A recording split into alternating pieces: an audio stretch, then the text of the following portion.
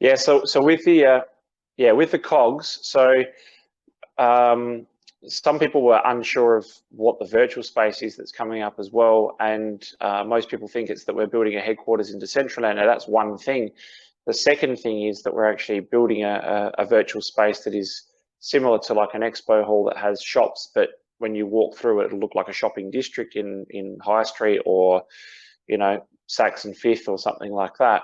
The fact is that all of these types of things, we've worked with a partner, and that partner will come on to provide many fiat currencies, and also any other currency that you can think of as a form of payment. Why that's important to what you're talking about with KOGs is because behind the scenes, everything would go through RFOX. So if I pay with Indonesian rupees, then those Indonesian rupees would go through and the transaction would be settled in RFOX. So the demand to the end user, if I use rupees and I want to buy something, I should just be able to buy it. I don't need to think to myself, well, I've got to go get a Coinbase account, and then I've got to buy some Bitcoin, and then I've got to send it across to Binance, and then I've got to change that into this coin, send it through to this coin, and then I can send it over to there, and then, oh, screw this, it's too hard. Our objective is to make it that, as we've always said, we don't want people to even really, at the end goal, it's not going to happen for the first X years. The end goal is to make it so that you don't know that you're interacting with the blockchain at all.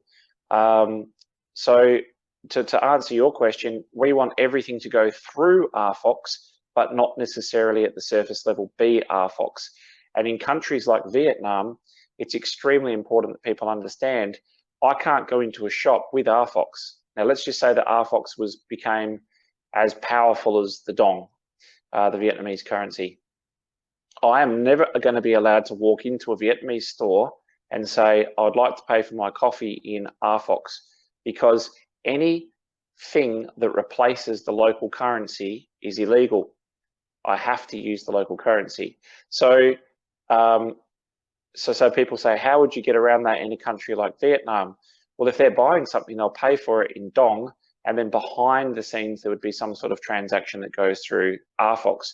So with the new series of RFOX for Edition 2, and it's a question that's come up a lot, we will inevitably, probably because it's so close to now, be looking at accepting other forms of payment outside of RFOX for the initial sale, for two reasons.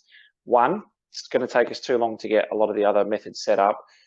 Two, we need to have liquidity for the project. So if we're actually selling something, we need money to be coming in that we can use, and we don't want to always be raising or bringing primary sale dollars in RFOX and then converting that and having that be market selling pressure.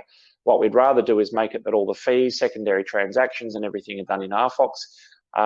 But the ultimate goal, longer term, is that everything that we do, touch or interact with, everything is through RFOX.